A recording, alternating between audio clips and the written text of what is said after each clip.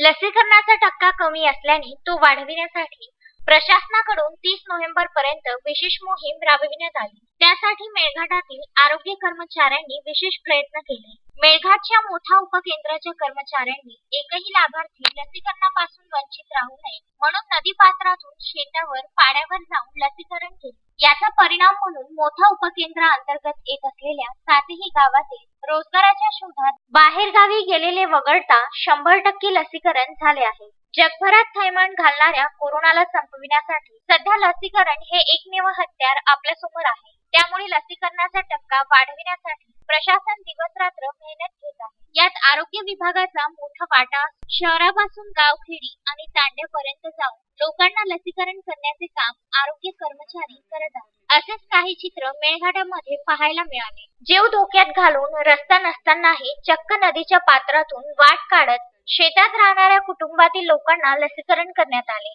मेळघाटच्या चिखलदरा तालुक्यातील प्राथमिक आरोग्य केंद्राअंतर्गत येत असलेल्या मोठा उपकेंद्रातील आरोग्य कर्मचाऱ्यांनी लसीकरणाचा टक्का वाढविण्यासाठी गावातील एकही व्यक्ती सुटू नये म्हणून आरोग्य कर्मचारी शेतावर पाड्यावर जाऊन लसीकरण करीत आहे। असेच एका आडनदी येथील शेतकरी कुटुंबातील लोकांना लस देण्यासाठी जायचे होते, पण शेतात जाण्यासाठी रस्ताच नव्हता। त्यामुळे चक्क नदीच्या शेवाळलेल्या दगडातून चालत जीव धोक्यात टाकून मोठी कसरत करीत आरोग्य कर्मचाऱ्यांनी शेतात राहणाऱ्या नागरिकांचे लसीकरण केले। याचा परिणाम म्हणून मोठा उपकेंद्राअंतर्गत येत असलेल्या गावातील केवळ रोजगाराच्या शोधात बाहेरगावी गेलेले 150 नागरिक सोडले तर संपूर्ण 7ही गावे लसवंत झाले आहेत। त्यांच्या या कामाचे सर्वत्र कौतुक होत आहे। नमस्कार, मी डॉक्टर नीता नागले, वैद्यकीय अधिकारी उपकेंद्र मोठा।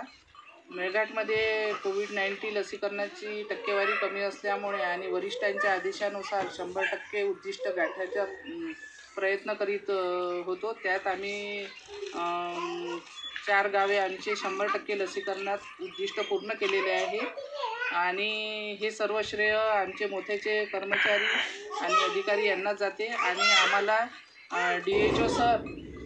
DHO सर रणमाले सर यांचे सहकार्य लाभले। माने मॅडम, तहसीलदार मॅडम यांचे सुद्धा सहकार्य लागले। तसेच MO सर, पाटील सर यांचे मोलाचे सहकार्य लागले। त्यामुळे आम्ही हे उद्दिष्ट पूर्ण करू शकलो।